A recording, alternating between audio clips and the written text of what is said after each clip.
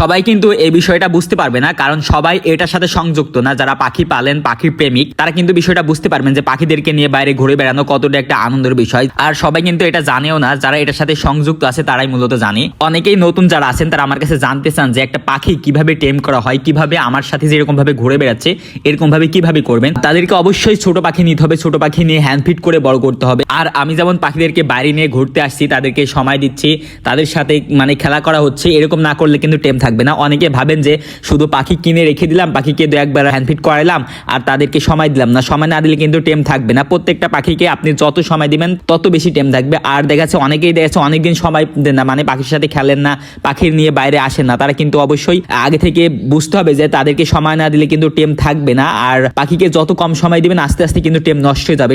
টেম থাকার মূল বিষয় হচ্ছে আপনি পাখিকে প্রতিনিয়ত সময় দিতে হবে, পাখির সাথে খেলতে হবে। আর অনেকে আশা করেন যে হুট করেই যে আপনি ডাকবেন পাখি চলে আসবে, একদিনে কিন্তু এটা হয় না, কারণ এদেরকে অনেক দিন থেকে ট্রেন আপ করাতে হয়। ট্রেন আপ করাতে করাতে কিন্তু এখন ওই যে আমার পাখি যেরকম দেখতেছেন এরকম একটা পর্যায়ে পৌঁছেছে, হঠাৎ করে কিন্তু এরকম হওয়া সম্ভব না। তাদেরকে বলতেছে অবশ্যই যারা পাখি টেম করছেন তাদেরকে প্রচুর থেকে প্রচুর সময় দিতে হবে।